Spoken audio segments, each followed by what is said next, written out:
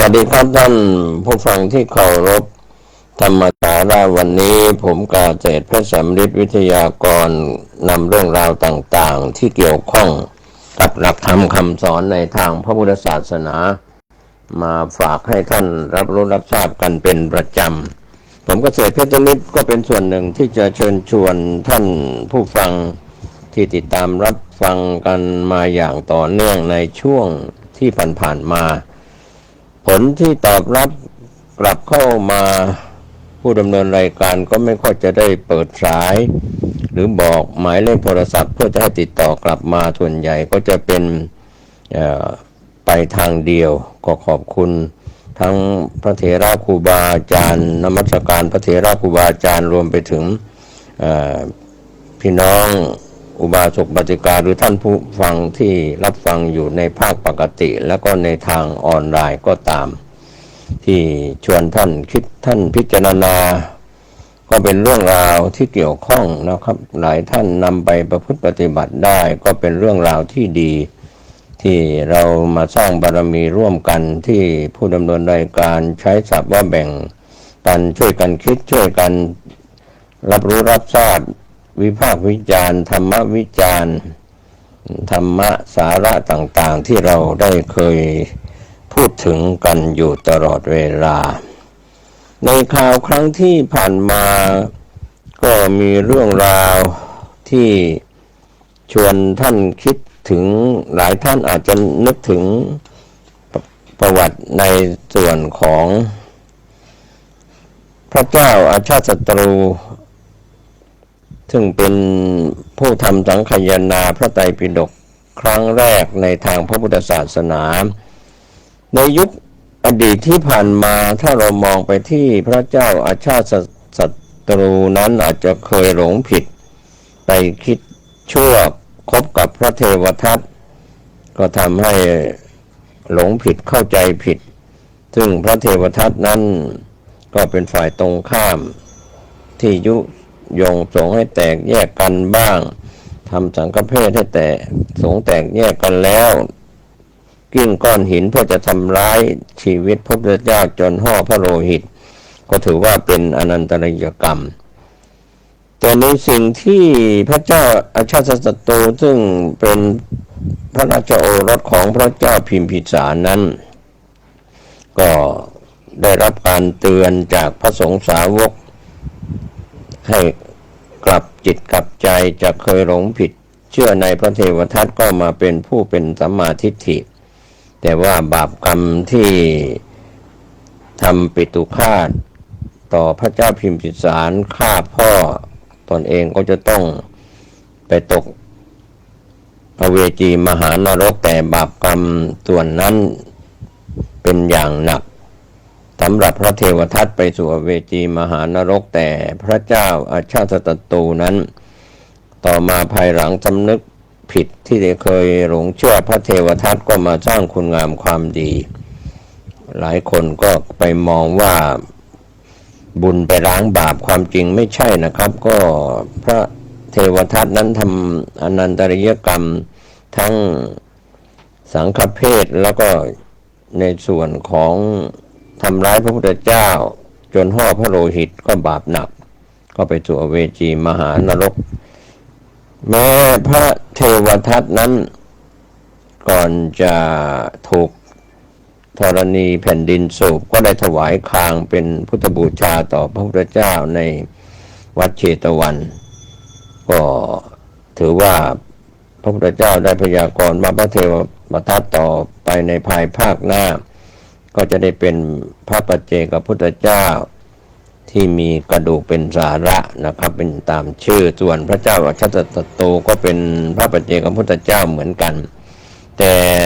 บาปกรรมที่ฆ่าพระเจ้าพิมพิสารสำหรับพระเจ้าอาชาติศัตรูนั้นก็เรียกว่าได้ไปตกโลหะคุมพีนรกที่มีลักษณะเหมือนหม้อนะครับเรียกว่าก่อนจะไปจมลงไปถึงก้นหม้อกว่าจะมาโผล่ก้นหม้อก็ถือว่าบาปกรรมในโลหะคุมพีนรกที่พระเจ้าอาชาติศัตรูได้ทำไว้แต่ในการสำนึกผิด ก็ทำคุณงามความดีได้เป็นประธานการทำสังฆยนาครั้งแรกหลังจากพระพุทธองค์ทรงปรินิพพานไปแล้วนะครับก็ถือว่าได้ทำบุญก็ต่อมาก็ถือว่าเมื่อสำนึกผิดแล้วหมอชีวกโกมารพัฒน์นั้นเป็นผู้ที่พาเข้าไปเฝ้าพระพุทธเจ้าเพื่อฟังธรรมจนสำนึกผิดซึ่งเรื่องราวที่เกี่ยวข้องที่ได้เคยนำเสนอไปว่าพระเจ้าอาชาติศัตรูนั้นมีอัครมเหสีชื่อว่ากาญจนาเทวีมีพระโอรสปรากฏนามว่าอชิตาราชกุมารเข้าใจว่าเคยตามเสด็จพระราชบิดาไปเฝ้าพระบรมศาสดาเพื่อฟังพระธรรมเทศนาด้วยตามพระเจ้าชาติศัตรูไปในเมื่อเห็นพระรูปและได้ฟังธรรมเทศนาของพระพุทธเจ้าแล้วราชกุมารนั้นก็เกิดโสมนัสก็เรียกว่าบุคคลผู้ใดมิได้บำเพ็ญทานรักษาศีลมิได้สมาทานอุโบสถการถือปฏิบัติหรือมิได้ทำบุญกุศลบำเพ็ญบุญบารมีต่างๆก็มิอาจจะรู้ธรรมจะบรรลุธรรมในการเป็นพระพุทธเจ้าก็ถือว่า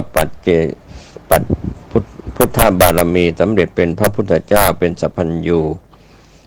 ดังนั้นเมื่อราชกุมารที่เกิดจากพระนางกาญจนาเทวีที่ชื่อว่าอชิตานั้นก็เรียกว่าเจ้าชายอชิตาราชกุมารนั้นเมื่อคิดเช่นนั้นแล้วก็ทูลลาพระเจ้าชาติศัตรูซึ่งเป็นพระบิดาซึ่งกลับพระทัยมานับถือพระพุทธศาสนาในยุคหลังก็ทรงอนุญาตให้ราชกุมารอชิตาราชกุมารนั้นทรงผนวดซึ่งเจ้าชายอชิตาราชกุมารในสมัยนั้นก็พาบริวาร 1,000 คนออกบวชพร้อมกันเมื่อบวชแล้วก็เล่าเรียนจนสามารถแสดงธรรมรู้พระไตรปิฎกแม้จะได้ชื่อว่าเป็นพระนวกะผู้บวชใหม่แต่เป็นผู้ทรงความรู้รูปหนึ่งในสมัยนั้นซึ่งพระนางมหาประชาบดีโคตมีไม่น่าจะเสียพระทัยแต่ว่าเป็นบารมีในอดีตชาติมาผสมผสานในชาติที่เป็นอชิตาราชกุมารครั้งนั้นพระบรมศาสดาได้ทอดพระเนตรเห็นพระมาตุจฉาคือพระนางประชาบดีโคตมีทรงเสียพระทัยที่พระอาชิตได้ไปถวายผ้ากับพระอาชิตะซึ่งเป็นพระบวชใหม่ท้ายสุดนะครับเสียพระทัยว่าในการที่จะถวายพระพุทธเจ้าก็ไม่รับอัครสาวกพระสีติสาวกก็ไม่รับก็ไปรับเฉพาะพระรูปสุดท้ายซึ่งเป็นพระบวชใหม่ก็คืออาชิตะพระอาชิตะรับในวัตถุทานนั้นพระพุทธเจ้ามีความประสงค์จะให้พระมหาประชาบดีพระมาตุจฉานั้นเกิดปีติโสมนัสในวัตถุทานคือจากการที่ถวายผ้าแม้จะถวายเป็นพระนวกะพระพุทธองค์ทรงตรัสเรียกพระอานนท์มาสั่งว่าดูก่อนอานนท์ท่านจงไปนำเอาบาตรของตถาคตมาเมื่อพระอานนท์นำบาตรของพระพุทธองค์มาถวายทรงรับบาตรแล้วทรงกระทำพุทธาธิษฐานว่าพระสาวกทั้งปวงจงอย่าได้ถือเอาบาตรนี้ได้เลยให้พระอชิตะภิกษุหนุ่มผู้บวชใหม่ถือบาตรของตถาคตได้แต่เพียงผู้เดียวเมื่อทรงอธิษฐานเสร็จเช่นนั้นแล้วก็ทิ้งบาตรขึ้นโยนบาตรขึ้นไปบนอากาศและบาตรนั้นก็ลอยขึ้นไปในกลีบเมฆแล้วก็หายไปในขณะนั้นนั่นเองพระสารีบุตรก็ถวายอัญชลีแล้วกราบทูลต่อพระผู้มีพระภาคเจ้าว่าข้าพระพุทธเจ้าขอพุทธานุญาตไปนำบาตรนั้นกลับมาพระบรมศาสดาทรงอนุญาตพระสารีบุตรก็เหาะขึ้นไปบนอากาศเที่ยว ค้นหาบาทก็ไม่พบจึงกลับมากราบทูลให้ทรงทราบลำดับนั้นพระอาสิติมหาเถระตลอดจนผู้ทรงเอตทัคคะต่างๆก็ขออาสาไปตามหาบาทก็มิอาจนำบาทนั้นกลับคืนมาได้ในที่สุดก็มีพุทธฎีกาตรัสสั่งพระอชิตาภิกษุว่าท่านจงไปนำบาทของตถาคตกลับคืนมาพระอชิตาภิกษุผู้บวชใหม่เมื่อได้รับฟังพระดำรัสดังเช่นนั้นจึงดำริว่าบรรดามหาสาวกทั้งหลายล้วนแต่สิ้นอาสวะกิเลสยังไม่อาจจะแสวงหาบาทของพระบรมศาสดาได้อาตมานี้ยังมีกิเลสมนทินครอบงำอยู่เช่นนี้จะทำได้อย่างไรแต่เมื่อพระศาสดาตรัสสั่งเช่นนี้น่าจะมีเหตุอันใดอันหนึ่งเป็นแน่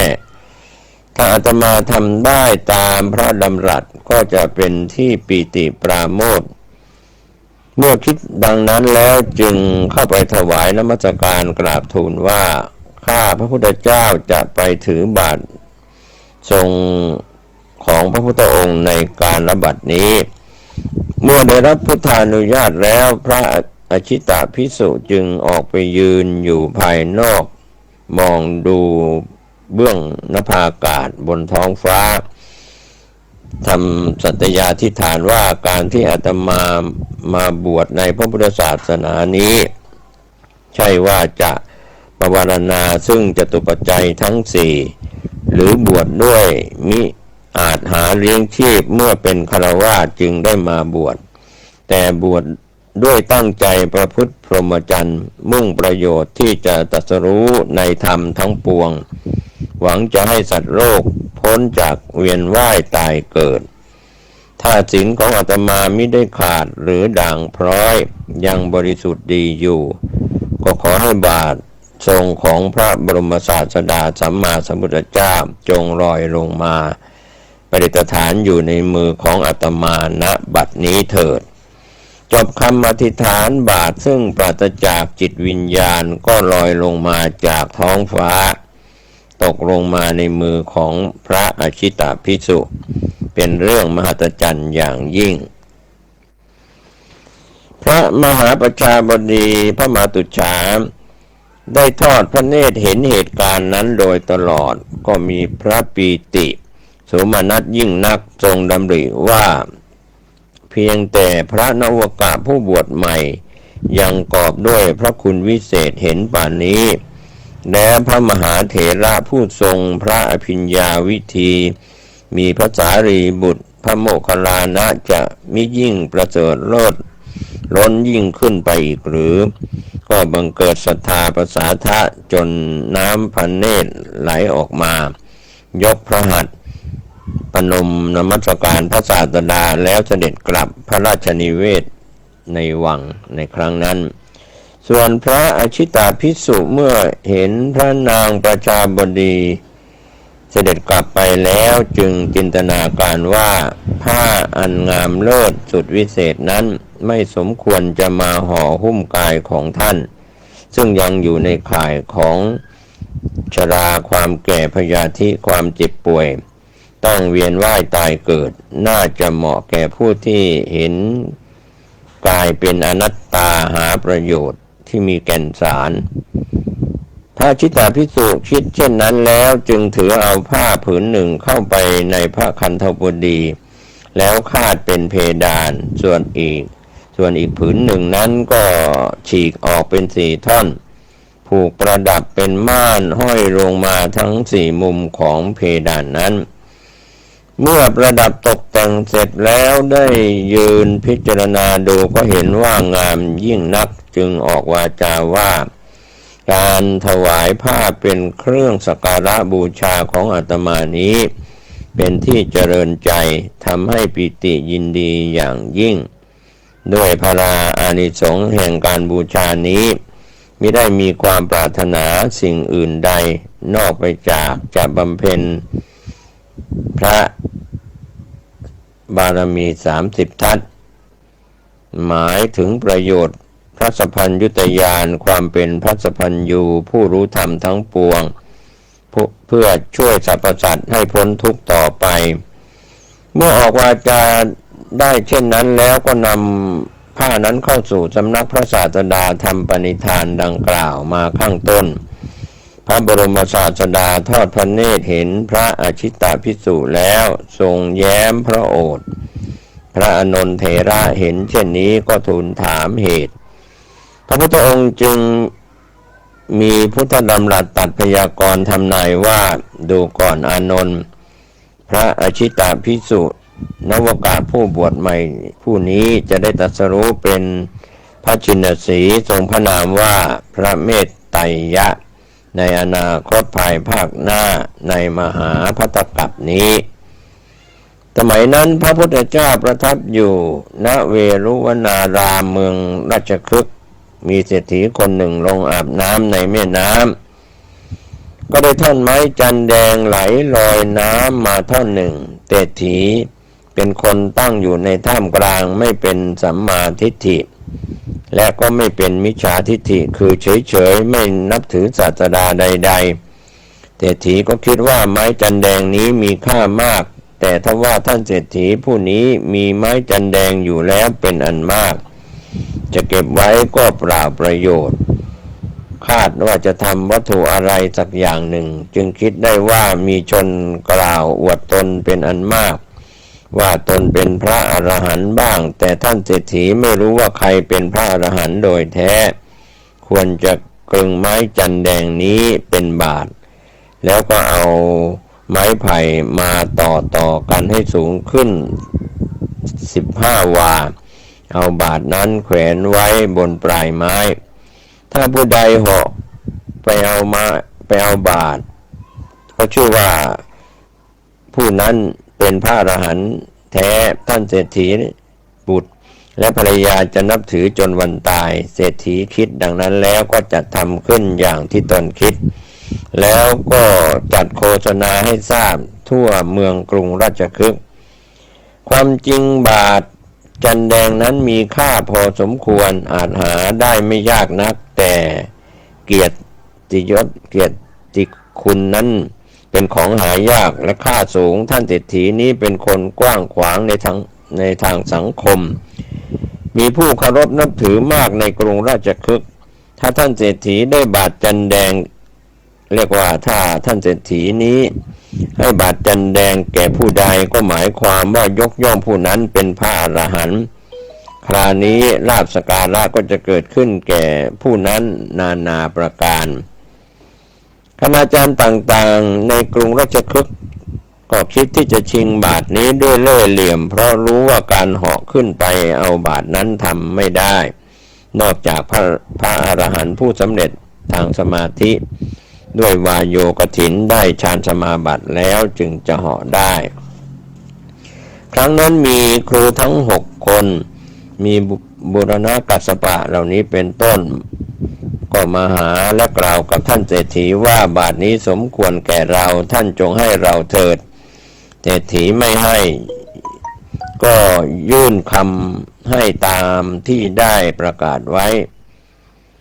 ครั้นถึงวันคำรบ6นิครนนาถบุตรได้ให้ศิษย์มาบอกแก่เศรษฐีว่าบาทนี้สมควรแก่อาจารย์ของเราจงให้บาทแก่อาจารย์เราโดยเคารพเถิดเศรษฐีก็ไม่ให้ก็ยังกล่าวยืนยันตามเดิมภายหลังนิครนนาถบุตรมาด้วยตนเองสั่งศิษย์ไว้ว่าถ้าเรายกมือทำท่าจะเหาะท่านทั้งหลายจงเข้ายึดเท้าเราไว้แล้วกล่าวห้ามปรามว่าฉะไหนพระอาจารย์จึงกระทำดังนี้อย่ามาแสดงพระอรหันตคุณเพราะด้วยบาทใบนี้ไม่สมควรเมื่อนัดหมายกันแล้วนิครนนาถบุตรก็ไปขอบาทจากเศรษฐีก็ไม่ให้นิครนนาถบุตรจึงยกมือยกเท้าทำท่าจะเหาะศิษย์ทั้งหลายยึดไว้แล้วก็กล่าวห้ามดังสัญญากันไว้นิครนนาถบุตรกล่าวแก่เศรษฐีว่าเราจะเหาะขึ้นไปเอาบาทศิษย์ทั้งปวงไม่ให้เราเหาะขึ้นไปเอาบาทขอให้เอาบาท ให้แก่เราเถิดแต่ลูกไม้ของนัทบุตรหรือว่านิโคนัทบุตรแบบตื้นๆนี้เศรษฐีก็รู้ทันจึงพูดอย่างถ่อมว่านอกจากเหาะไปเอาแล้วด้วยวิธีอื่นเป็นไม่มีพวกเดรัจฉีอื่นๆต่างมาใช้ลูกไม้แปลกๆแต่ก็ไม่สำเร็จสักรายเดียวครั้นมาถึงวันคำรบ7พระโมคคัลลานะกับพระปิณโดรภาลชวาชะเข้าไปบิณฑบาตในเมืองราชคฤห์ไปหยุดยืนคุมจีวรอยู่บนก้อนหินใหญ่ก้อนหนึ่งใกล้ประตูเมืองก็ได้ยินคนหมู่หนึ่งเจรจาแก่กันว่าครู6 คนที่อ้างตัวเป็นพระอรหันต์นั้นไม่มีใครสักคนที่เหาะไปเอาบาตรไม้จันแดงของเศรษฐีได้วันนี้เป็นวันที่7แล้วพอหมดวันนี้เราพึงรู้ว่าไม่มีพระอรหันต์ในโลกนี้เป็นแน่แท้พระโมคคัลลานะจึงกล่าวกับพระปิณโดรภาลทวาชาว่าท่านได้ยินหรือไม่คนเหล่านั้นพูดจาเหมือนจะย่ำยีประมาทหมิ่นพระพุทธศาสนาท่านต้องเหาะไปเอาบาตรนี้ให้จงได้ปิณโดรภาลทวาชะท่านได้ที่เอตทัคคะเป็นผู้รอดฝ่ายอิทธิฤทธิ์ท่านจงเหาะไปเอาบาตรต่อท่านไม่ปรารถนาอาตมาจึงจะไปโมคคัลลานะท่านจงไปเถิดพระโมคคัลลานะก็อนุญาตพระบิณโทรภาลชวาชะเข้าจตุตฌานสมาบัติทำอิทธิปาฏิหาริย์เหาะขึ้นไปบนอากาศกับทั้งพื้นศิลาใหญ่ก้อนมหึมาที่ยืนเหยียบอยู่นั้นก็ติดพระผู้เป็นเจ้าขึ้นไปด้วยดุจปุยนุ่นปลิวไปตามลมพระปิณโทรเหาะรอบพระราชคฤห์ชนทั้งหลายกลัวศิลาหินก้อนใหญ่ตกลงมาทับต่างเอากระด้งตะแกรงสิ่งแบนๆต่างๆยกขึ้นบังศีรษะบางคนก็วิ่งหนีเข้าไปซ่อนในอาคาร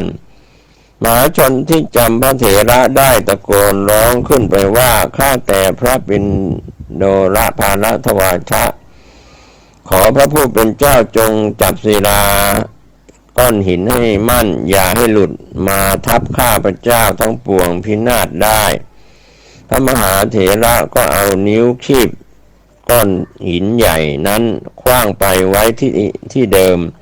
แล้วก็เหาะมาลอยอยู่เหนือหลังคาเรือนของเศรษฐีเห็นดังนั้นก็หมอบลงร้องอาราธนาให้พระผู้เป็นเจ้าลงมาโดยเศรษฐีหมดความสงสัยแน่ใจว่าในพระพุทธศาสนานี้เท่านั้นที่มีพระอรหันต์เป็นแน่แท้ส่วนในศาสนาอื่นนอกจากพุทธศาสนาแล้วไม่มีพระอรหันต์เป็นพระเท็จเทียมทั้งสิ้นพระมหาเถระก็ลงมาจากอากาศเศรษฐีก็นิมนต์ให้นั่งเหนืออาสนะแล้วนำบาตรไม้ที่แขวนนั้นมาใส่อาหารเต็มบาตรแล้วถวายพระปิณโดรไปฝ่ายมหาชนทั้งหลายที่ไปสู่ป่าไม่เห็นพระการปาฏิหาริย์ของพระก็อยากเห็นชวนกันมาวัดเวลุวันเป็นอันมากมาขอร้องให้พระปิณโดรทำอิทธิปาฏิหาริย์อีกพระผู้เป็นเจ้าก็ทำอิทธิปาฏิหาริย์ต่างๆให้ดูฝูงชนส่งเสียงเอกเริกเซ็งแซ่ด้วยความเลื่อมใสศรัทธาที่ได้เห็นอิทธิฤทธิ์สมเด็จพระศาสดาได้ยินเสียงมหาชนอื้ออึงจึงถามพระอานนท์ว่าเสียงอันใดพระอานนท์กราบทูลประพฤติการทั้งนั้นให้ทรงทราบตรัสให้หาพระปิณโดรภาลทวาชะมาถามก็ทรงทราบความแล้วตรัสติเตียนว่าไม่สมควรแล้วให้ทำลายบาตรนั้นเป็นจุลแก่พระภิกษุทั้งหลายให้ไปใส่เป็นยาใส่ตาพระพุทธเจ้าทรงบัญญัติห้ามมิให้พระสาวกกระทำปาฏิหาริย์โดยยกเรื่องของพระปิณโดรภาลทวาชะเป็นต้นเหตุ ฝ่ายเดรัจฉีทั้งหลายได้แจ้งเหตุนั้นก็เป็นโอกาสเที่ยวบอกแก่มหาชนว่าเราทั้งหลายรักษาไว้ซึ่งคุณแห่งตนไม่สำแดงคุณภาพแก่ท่านทั้งปวงเพราะเหตุด้วยบาทไม้เท่านั้นสาวกของพระโคดมก็มาสำแดงคุณแก่มหาชนด้วยต้องการบาทใบเดียวพระโคดมมีปัญญาฉลาดให้ทำลายบาทแล้วบัญญัติห้ามสาวกบัดนี้เราจะทำปาฏิหาริย์แข่งฤทธิ์กับพระโคดม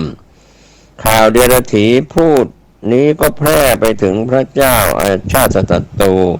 จึงเสด็จมาสู่สำนักพระพุทธเจ้าทูลถามว่าได้ยินว่าพระองค์ห้ามมิให้สาวกกระทำปาฏิหาริย์จริงหรือพระพุทธเจ้าก็ตรัสตอบว่าเป็นดังนั้นพระเจ้าชาติศัตรูก็กราบ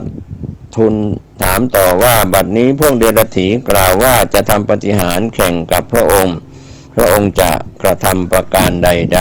ๆพระพุทธเจ้าก็ตรัสตอบพระเจ้าชาติศัตรูว่าถ้าเดรัจฉีจะทำปาฏิหาริย์ตถาคตจะทำปาฏิหาริย์บ้างพระเจ้าชาติศัตรูก็ทูลถามว่าพระองค์บัญญัติห้ามแล้วทำไมจะทรงทำปาฏิหาริย์เล่าพระเจ้าชาติศัตรู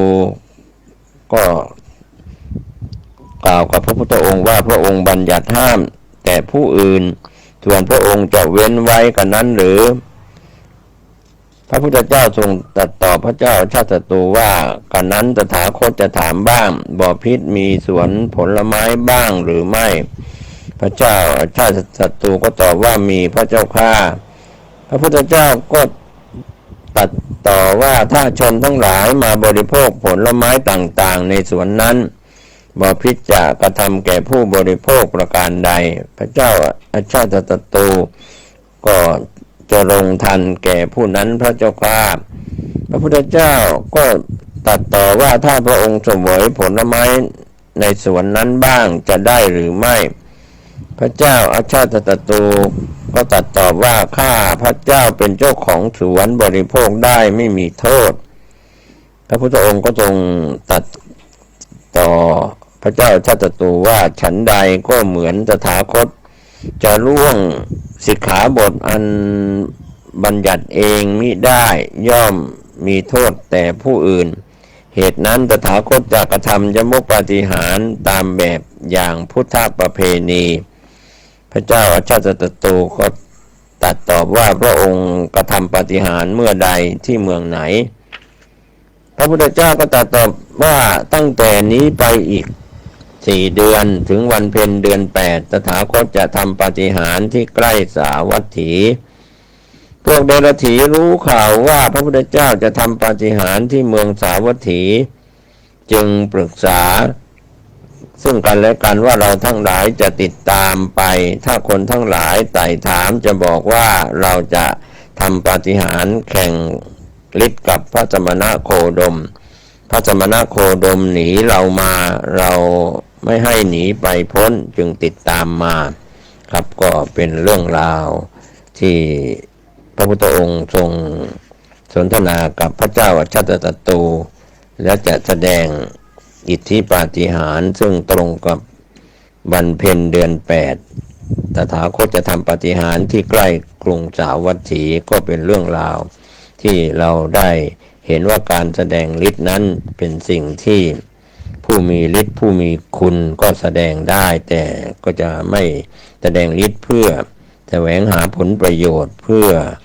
ให้เกิดลาภต่างๆครับวันนี้ผมเกษตรเพชรสำริดวิทยากรนำเรื่องราวชวนท่านไปศึกษาเรื่องราวในอดีตมีพระพุทธเจ้าและพระสงฆ์สาวกต่างๆก็ทำให้เราได้เข้าถึงคุณพระศรีรัตนตรัยทั้งในชาตินี้และชาติหน้าสุขกายสุขใจทั้งในชาตินี้และชาติหน้าทุกรูปทุกนามสวัสดีครับสวัสดีครับท่านผู้ฟังที่เคารพธรรมสาระวันนี้ผมเกษตรเพชรสำริดวิทยากรก็ชวนท่านได้ศึกษาธรรมะนะครับก็เป็นเรื่องจากภายนอกตัวมาสู่ตัวเราเองนะครับธรรมะนั้นเกิดขึ้นทั้งภายในตัวเองแล้วก็ภายนอกตัวเองก็คำสอนต่างๆเหล่านี้เรามาร่วมกันคิดนะครับไม่ใช่จะมา สั่งสอนท่านนะครับแต่ว่าเราก็ร่วมกันคิดร่วมกันพิจารณาในส่วนของคำสอนที่เราถือเป็นหลักก็คือพระสุตตันตปิฎกในพระสูตรที่ปรากฏอยู่ก็เป็นเรื่องราวที่ควรเชื่อถือได้แต่ในยุคปัจจุบันนั้นเราเห็นการเปลี่ยนแปลงที่เรายอมรับกันโดยเฉพาะด้านสื่อสารที่ทำให้คนเรานั้นถูกหลอกลวงถูกใช้สื่อที่มีอยู่ในมือถือในคอมพิวเตอร์ใน iPad ในโน้ตบุ๊กหรือในส่วนของคอมพิวเตอร์ก็ตามมือถือก็ตามสิ่งเหล่านี้ทำให้เราได้เรียกว่าถูกหลอกลวงมากขึ้นจากสื่อโซเชียลมีเดียทั้งหลายที่เป็นการเข้ามาเรียกว่า call center ที่มีอยู่ในประเทศหรือต่างประเทศโทรเข้ามาติดต่อหลอกลวงทำมาหากินกันโดยผิดกฎหมายผิดพรบคอมพิวเตอร์ต่างๆก็ถือว่าเป็นเรื่องราวที่เป็นอุทาหรณ์เตือนใจสอนตัวเราเองต้องระมัดระวังการใช้โทรศัพท์มือถือพร้อมกันใช้เข้าไปดูโซเชียลไม่ว่าจะเป็น YouTube ก็ดี Facebook หรือในช่องทางของโซเชียลมีเดียทั้งหลายทั้งเสียงและภาพการถูกหลอกลวงการล่อลวงนั้นเกิดขึ้นก็เป็นส่วนที่ถ้าเรามาคิดพิจารณาในสมัยพุทธกาลนั้นก็มีเรื่องของเทคนิคและลีลาการสอนขององค์สมเด็จพระสัมมาสัมพุทธเจ้าก็ถ้าสอนโดยการใช้เทคนิคและลีลาการสอนตามคำสอนในทางพระพุทธศาสนาที่ผู้ดำเนินรายการจะชวนท่านไปคิดในยุค 2,500 กว่าปีมาแล้วเพราะการประกาศพรหมจรรย์ที่จะเป็นผู้บริสุทธิ์นั้นพระพุทธเจ้าประกาศที่ป่าอิสิปตนมฤคทายวันเมืองพาราณสีก็เราก็รู้ทราบกันว่าเป็นครั้งแรกการที่พระพุทธองค์หลังจากตรัสรู้พระอนุตตรสัมมาสัมโพธิญาณบรรลุธรรมเป็นพระพุทธเจ้าที่ใต้ต้นศรีมหาโพธิ์แล้วที่ปัจจุบันก็คือพุทธคยาอินเดียก็ปัญจวัคคีย์ทั้ง5ในสมัยอดีตนั้นก็ถือว่าเป็นผู้ปฏิบัติวัฏฏะพระพุทธเจ้าในขณะที่กำลังปฏิบัติธรรมอยู่ยังไม่ได้บรรลุพระสัมมาสัมโพธิญาณหลังจากโปรดปัญจวัคคีย์ทั้ง5ที่เป็นผู้อุปถากสำเร็จแล้วก็ยังไปโปรดพระยศและเพื่อนอีกนะครับรวมไปถึงเพื่อนที่เป็นชาวชนบทในกลุ่มของพระยศอีก50คนครั้งนั้นก็มีพระอรหันต์เกิดขึ้นในโลกถึง61องค์ก็พระอรหันต์61รูปหรือ61องค์นี่แหละที่เป็นชุดแรกที่พระพุทธองค์ส่งไปเป็นสาวกไปประกาศพระศาสนาไปประกาศธรรมแต่ก่อนที่จะส่งไปนั้นพระพุทธองค์ก็ทรงประทานพระโอวาทเป็นครั้งแรกว่าภิกษุทั้งหลายเราพ้นจากบ่วงทั้งปวงทั้งที่เป็นของทิพย์ทั้งที่เป็นของมนุษย์แม้พวกเธอก็พ้นแล้วจากบ่วงทั้งปวงทั้งที่เป็นของทิพย์ทั้งที่เป็นของมนุษย์พวกเธอจงเที่ยวจาริกไปเพื่อประโยชน์และความสุขแก่ชนหมู่มากเพื่ออนุเคราะห์โลกเพื่อประโยชน์เกื้อกูลและความสุขแก่ทวยเทพและมนุษย์พวกเธออย่าได้ไปร่วมทางเดียวกัน2รูปจงแสดงธรรมงามในเบื้องต้นงามในท่ามกลางและก็งามในที่สุดจงประกาศพรหมจรรย์พร้อมทั้งอรรถะเนื้อความพยัญชนะตัวหนังสือให้ครบบริบูรณ์บริสุทธิ์สัตว์ทั้งหลายจำพวกที่มีทุลีก็คือกิเลสในจักษุน้อยมีอยู่เพราะไม่ได้ฟังธรรมย่อมเสื่อมผู้รู้ธรรมถึงธรรมก็จะมีภิกษุทั้งหลายแม้เราก็จะไปยังตำบลอุรุเวราเสนานิคมเพื่อแสดงธรรมอันนี้ก็เป็นการประกาศพรหมจรรย์ให้กับสงฆ์สาวกมีเริ่มต้นตั้งแต่ปัญจวัคคีย์ทั้ง5พระโกณทัญญวัปปะพัทติยมหานามะอัสสชิแล้วก็พระยศแล้วก็เพื่อน4คนแล้วก็กลุ่มเพื่อนอีกรวมแล้ว61ซึ่งได้เป็นผู้บรรลุเป็นพระอรหันต์ชุดแรกที่ส่งไปประกาศพระศาสนาก็ดูตัวอย่างเรื่องของยศกุลบุตรนะครับท่านผู้ฟังที่เราเคยศึกษาตามอนุพุทธะหรือพุทธประวัติยศกุลบุตรเป็นลูกของเศรษฐีที่ในกรุงพาราณสีก็เกิดความเบื่อหน่ายในชีวิตคฤหัสถ์ก็เข้าไปเฝ้าพระพุทธองค์ที่ป่าอิสิปตนมฤคทายวันในสมัยแรกๆพระพุทธองค์ทรงแสดงอนุบุพพิกถานี่เป็นคำสอนที่น่าสนใจแสดงไปตามลำดับก็คือเรื่องของ คำสอนที่ให้รู้จักให้ทานเรียกว่าทานคาถาพรรณนาเรื่องของการบริจาคทานแล้วก็ศีลคาถาพรรณนาเรื่องของศีลสอนเรื่องศีลห้าศีลแปดศีล10ศีลอุโบสถต่างๆแล้วก็สักขะคาถาก็สอนเรื่องของการเป็นชาวสวรรค์แล้วก็กามาทีนวคาถาก็สอนโทษของกามแล้วก็สอนเรื่องเนคขมมานิสังสกถาก็สอนเรื่องของอานิสงส์แห่งการออกจากกามแล้วก็ปิดท้ายด้วยการแสดงอริยสัจทั้ง4ก็คือทุกข์เหตุให้เกิดทุกข์ความดับทุกข์แล้วก็ทางให้ถึงความดับทุกข์เรียกว่าอริยสัจ4แล้วก็ปิดท้ายด้วยอริยมรรคมีองค์8ก็คือสัมมาทิฏฐิเป็นต้นจนถึงสัมมาองค์ที่8ที่เราได้ศึกษาในธรรมจักรกับปวัตตนสูตรก็คือศีลสมาธิปัญญาที่เราเรียกว่าทางสายเอกนั่นแหละครับทำให้ยะสกุลบุตรนั้นได้บรรลุธรรมก็เป็นพระโสดาบันในที่นั้นในครั้งแรกส่วนเศรษฐีผู้เป็นพ่อก็ออกตามหายะสะซึ่งเป็นลูกก็ได้พบพระพุทธเจ้าและถวายบังคมพระพุทธองค์ก็ตรัสแสดงอนุบุพพิกถามีทานคาถาศีลคาถาสักขะคาถากามาทินวคาถาแล้วก็เนคขมมานิสังสกถาอริยสัจ4เหมือนกันก็ทำให้พ่อของยะสะซึ่งเป็นเศรษฐีนั้นก็ได้แสดงตนเป็นอุบาสกมอบชีวิตเข้าถึงพระพุทธพระธรรมพระสงฆ์เป็นสรณะก็ถือว่าเป็นอุบาสกที่กล่าวอ้างพระรัตนตรัยเป็นคนแรกในโลกขณะที่พระพุทธองค์ทรงแสดงธรรมกับพ่อของยะสกุลบุตรนั้นก็ในขณะที่พระองค์ทรงแสดงกับพ่อแต่ยะสกุลบุตรก็ได้ฟังธรรมตามที่ตนได้รู้แจ้งจิตก็พ้นแล้วจากอาสวะได้บรรลุเป็นพระอรหันต์สมัยนั้นก็มีพระอรหันต์เกิดขึ้นในโลกในยุคแรกๆก็7คนหรือ7องค์อะไรอย่างนี้ก็ถือว่าเป็นยุคแรกๆหลังจากยะสกุลบุตรได้บรรลุธรรมแล้วนะครับท่านผู้ฟังพระพุทธองค์ก็ตรัสกับเศรษฐีผู้เป็นพ่อของยะสะว่าจิตของยะสะได้พ้นแล้วจากอาสวะเครื่องหมักดองทั้งหลายยะสกุลบุตรไม่ควรจะกลับไปเป็นคฤหัสถ์บริโภคกามอีกเศรษฐีผู้เป็นพ่อก็กราบทูลว่าเป็นลาภของยะสกุลบุตรได้ดีแล้วพระพุทธเจ้าข้าขอพระผู้มีพระภาคเจ้ามียะสกุลบุตรเป็นปัจฉาสมณะก็คือเป็นสมณะที่ตามเสด็จพระพุทธองค์โปรดทรงรับพระทหารของข้าพระพุทธองค์เพื่อเสวยในวันรุ่งขึ้นเถิดพระเจ้าข้าเศรษฐีผู้เป็นบิดาของยะสะทราบรับการนิมนต์ของพระพุทธเจ้าแล้วก็กราบถวายบังคมลาทำประทักษิณแล้วก็กลับไปเมื่อเศรษฐีผู้เป็นพ่อกลับไปแล้วไม่นานยะสกุลบุตรก็ได้ทูลขอบรรพชาอุปสมบทพระพุทธองค์ทรงประทานเอหิภิกขุอุปสัมปทาในเช้าวันรุ่งขึ้นก็เป็นการตรัสพระวาจาอุปสมบทนะครับในสมัยแรกๆพระพุทธเจ้ามียะสะก็เป็นพระติดตามเรียกว่าปัจฉาสมณะเสด็จไปยังนิเวศของเศรษฐีผู้เป็นพ่อเป็นแม่และอดีตภรรยาของพระยะสะก็มาเข้าเฝ้าพระพุทธองค์พระพุทธองค์ก็แสดงธรรมอนุบุพพิกถา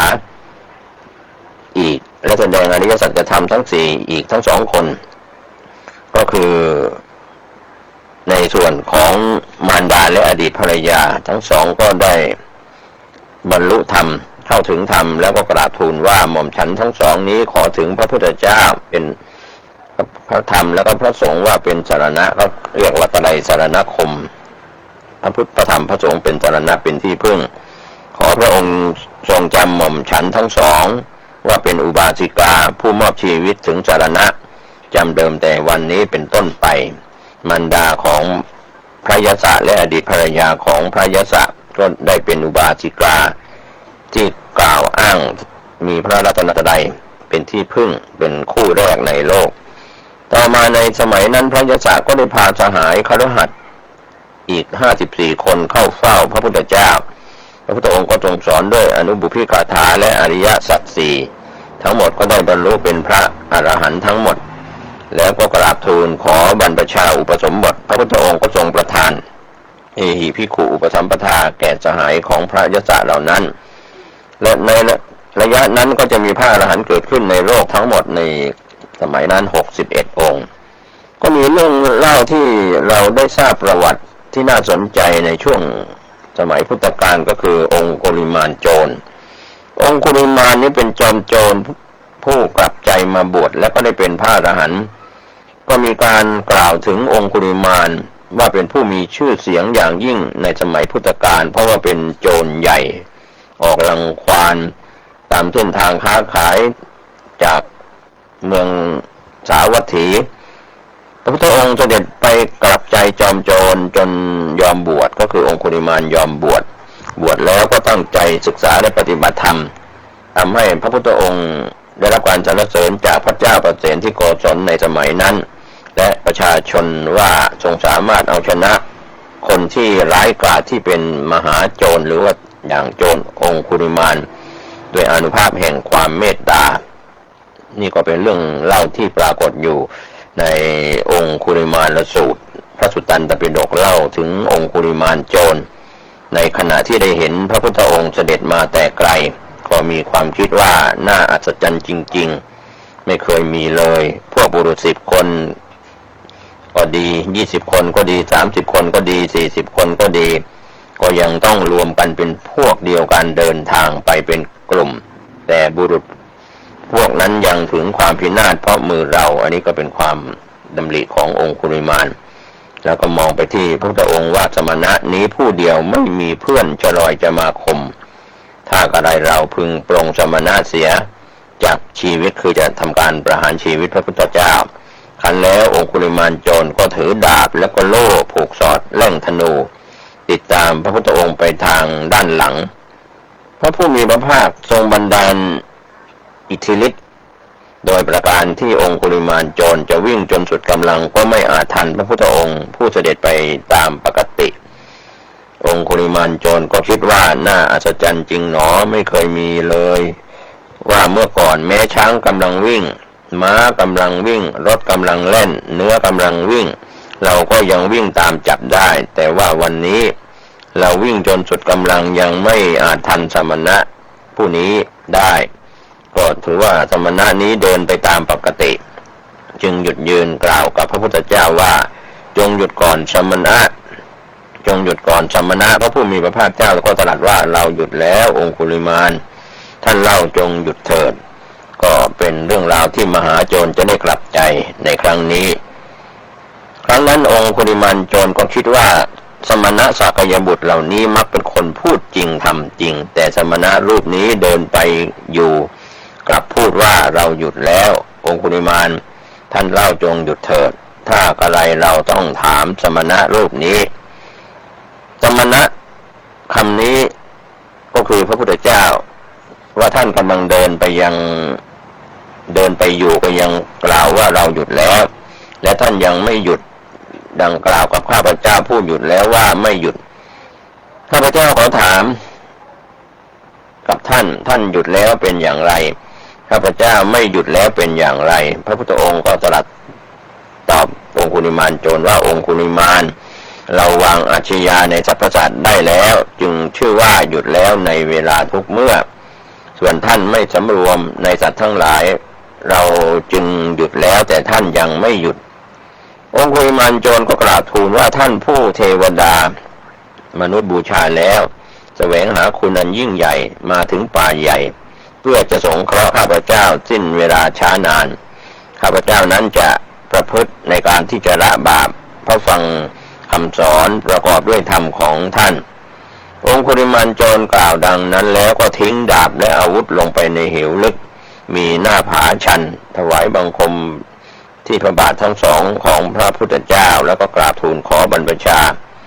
กับพระองค์ในที่นั้นเองพระพุทธเจ้าผู้ทรงประกอบด้วยพระกรุณาทรงแสวงหาคุณอันยิ่งใหญ่เป็นศาสดาเอกของโลกทั้งมนุษย์และเทวดาก็ตรัสกับองคุลิมานโจรในเวลานั้นว่าท่านจงเป็นภิกษุมาเถิดอันนี้แหละเป็นภิกษุภาวะขององคุลิมานโจรด้วยการอุปสมบทด้วยพระวาจาตรัสพระวาจาก็สำเร็จเป็นพระภิกษุวันหนึ่งพระองคุลิมานโจรกลับใจบวชเป็นพระแล้วก็ออกไปบิณฑบาตก็ได้พบ หญิงคนหนึ่งกำลังเจ็บท้องตั้งครรภ์ท้องแก่ได้รับความทุกข์ทรมานแทบใจจะขาดเพราะคลอดยาก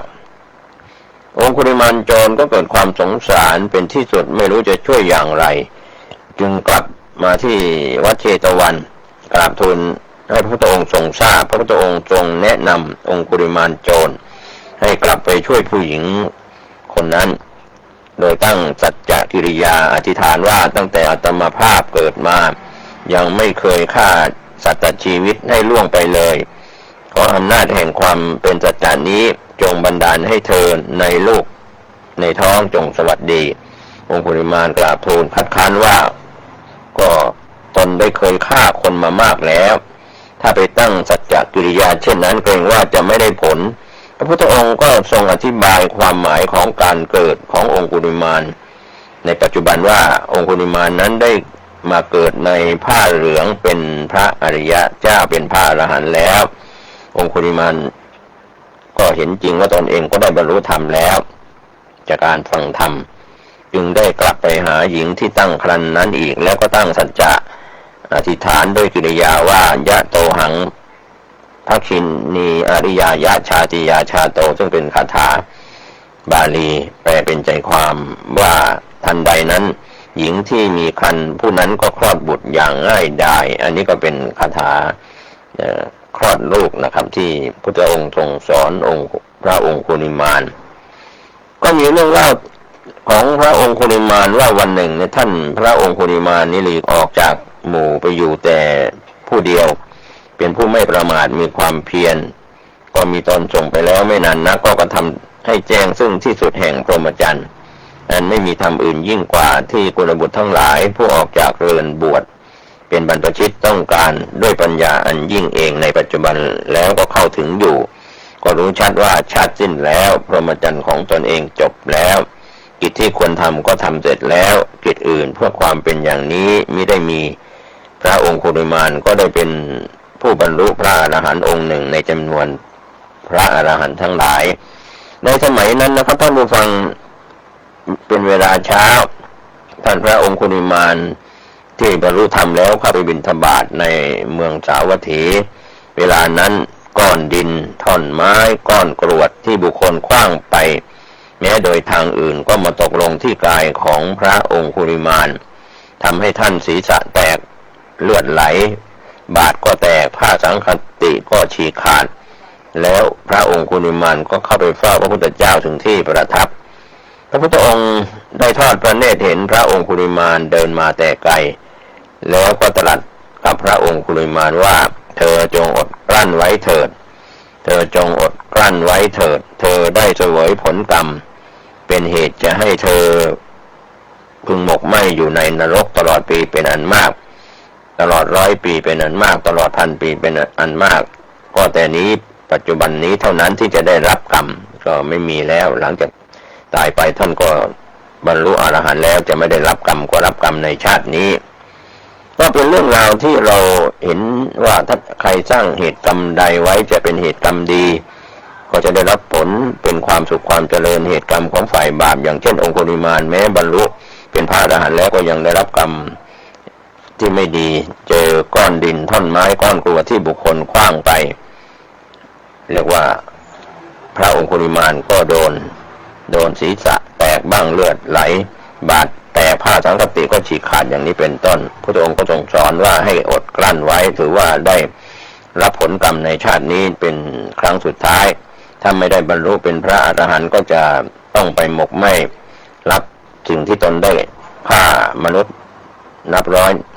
เกือบพันคนไปตกนรกหมกไหม้ก็ถือว่าชาตินี้เป็นชาติสุดท้ายของพระองคุลิมานครับก็เป็นคำสอนที่เตือนคนเรานั่นแหละครับเป็นโจรเป็นคนร้ายเป็นคนทำผิดกฎหมายคนเรียกว่าล้างมือที่เป็นมือปืนรับจ้างหรือเป็นคนอันธพาลต่างๆในยุคปัจจุบันนั้นถ้าเราไปมองถึงยุคขององคุลิมานซึ่งเป็นมหาโจรไล่ล่าฆ่าคนเป็นว่าเล่นแต่บุญกรรมนำส่งด้วยพระพุทธองค์ทรงแผ่ขายพระญาณในช่วงเช้าก็เห็นว่าองคุลิมานโจรจะได้ไปฆ่ามารดาผู้เป็นแม่ ก็จะเป็นมาตุฆาตเป็นการทำบาปครั้งยิ่งใหญ่การแผ่ขายพระยานพระพุทธองค์ก็ทรงได้รับรู้รับทราบในยานวิธีแล้วก็ไปโปรดองคุลิมานไว้ทันถ้าองคุลิมานนั้นฆ่าแม่ก็จะเป็นมาตุฆาตอรหันตคุณทั้งหลายก็คงจะไม่ได้เกิดดังนั้นการที่พระพุทธองค์ทรงใช้เวลาแผ่ขายพยานตรวจดูสัตว์โลกก็เป็นสิ่งที่เป็นบุพกิจ5 ข้อ 5 ประการของพระพุทธองค์ในการที่จะไปแสดงธรรมโปรดสัตว์นะครับก็เป็นเรื่องราวได้โปรดองคุลิมานโจรก็เป็นตัวอย่างโจรกลับใจด้วยบุญญาบารมีที่พระองค์ทรงแสดงธรรมแล้วก็องคุลิมานโจรก็สามารถได้บรรลุธรรมปฏิบัติธรรมจนสำเร็จเป็นพระอรหันต์นี่ก็เป็นตัวอย่างโจรกลับใจครับวันนี้ผมเกษตรเพชรวิทย์วิทยากรก็ชวนท่านคิดท่านพิจารณาว่าคนเราจะ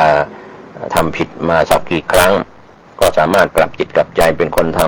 ำดีทำถูกต้องทำความดีได้อย่าได้ไปซ้ำเติมคนที่เขาอาจจะได้เคยทำผิดเป็นคนติดคุกติดตารางหรือเคยชื่อว่าเป็นโจรก็กลับใจได้ด้วยธรรมะคำสอนของพระพุทธองค์ขอทุกคนทุกท่าน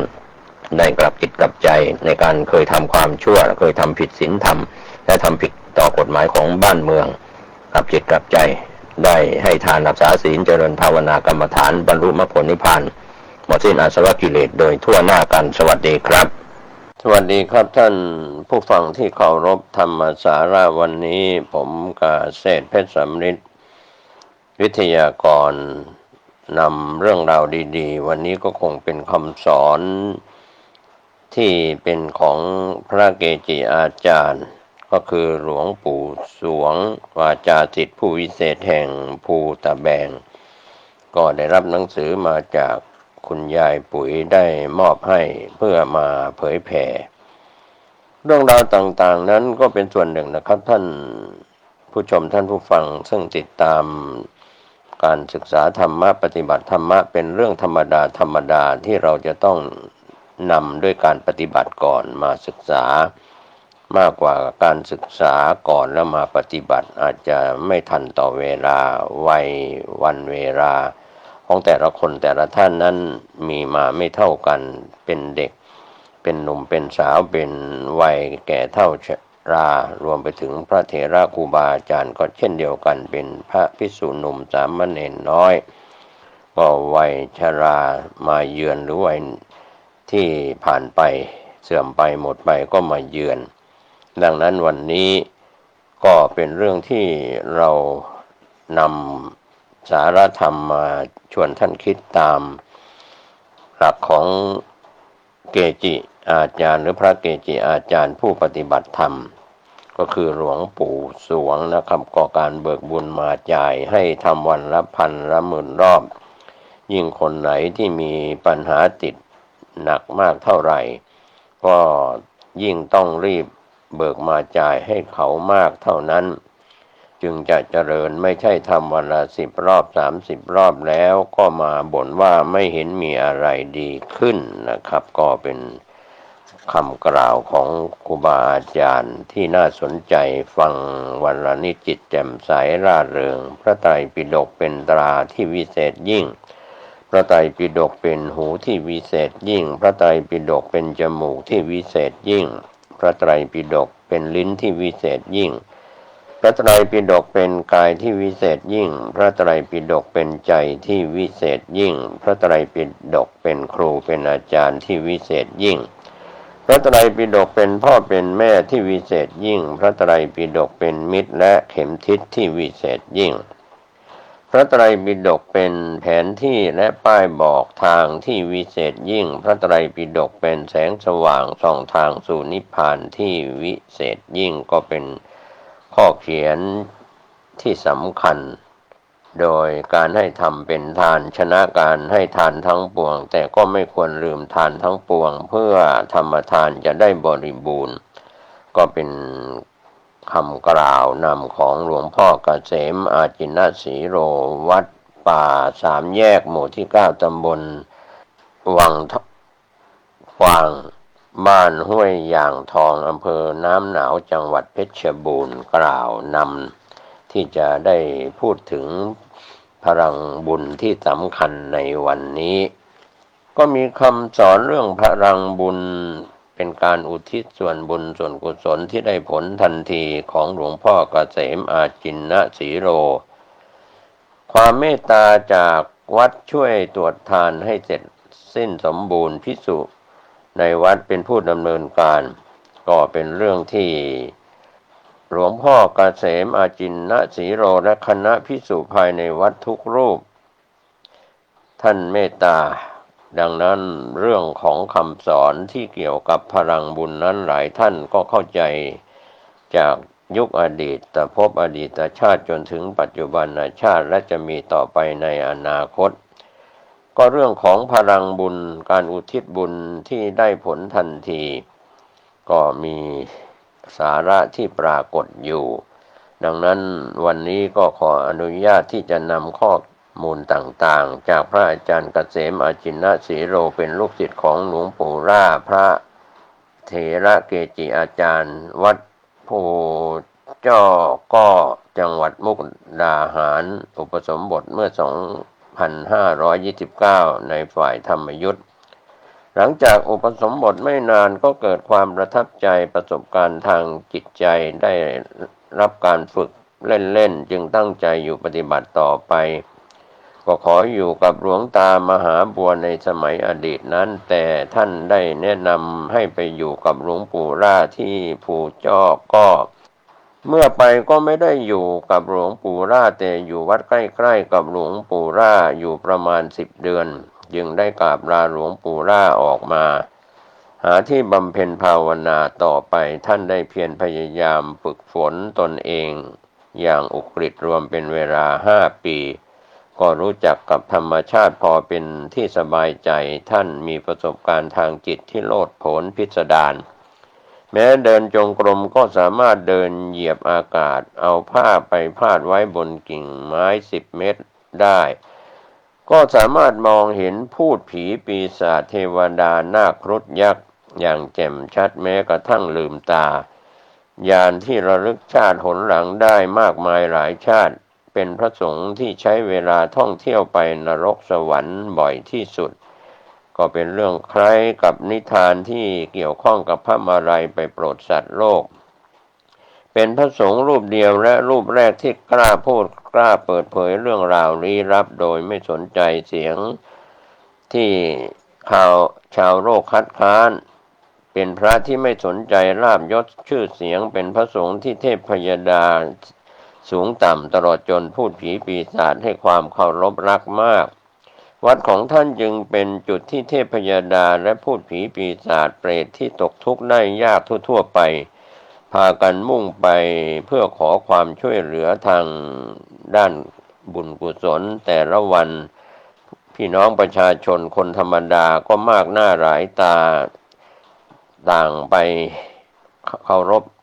กราบไหว้ครูบาอาจารย์เรียกว่าดันด้นข้ามดอยข้ามภูเขาผ่านทางธุรกันดารไปกราบท่านเพื่อปรึกษาหาทางแก้ไขปัญหาชีวิตต่างๆนะครับท่านผู้ชมท่านผู้ฟังเมื่อ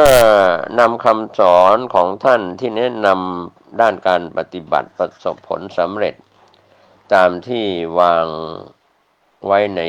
ความประพฤติของท่านก็ไม่อยากดังเพราะคนไปขอนำประวัติท่านไปลงหนังสืออยู่บ่อยๆท่านก็ไม่ยอมพูดท่านก็มีเมตตาในการเทศในการสอนทั้งกลางวันกลางคืนก็อบรมประชาชนที่เดินทางมากลางคืนก็ต้องต้อนรับแก้ไขปัญหาหมู่ชนในโลกทิพย์ท่านจึงมีเวลาพักผ่อนในแต่ละวันน้อยจริงๆนอกนั้นหมดไปกับการต้อนรับผู้มาเยือน ดังนั้น วันนี้วัดของท่านก็มีทั้งแผ่นซีดีมีทั้งหนังสือแจกจ่ายให้นำไปอ่านและฟังกันท่านกล่าวตอนหนึ่งว่าอ่านแล้วฟังแล้วให้นำไปปฏิบัติแล้วจะได้แจกจ่ายต่อผู้อื่นต่อไปเรื่องนี้ก็เป็นการให้ธรรมะเป็นทานเรียกว่าเมื่อเข้าใจแล้วก็ไม่จำเป็นต้องมาคนที่พูดก็เหนื่อยแล้วนึกอยากทำบุญให้ทำที่ไหนก็ได้ไม่ไปวัด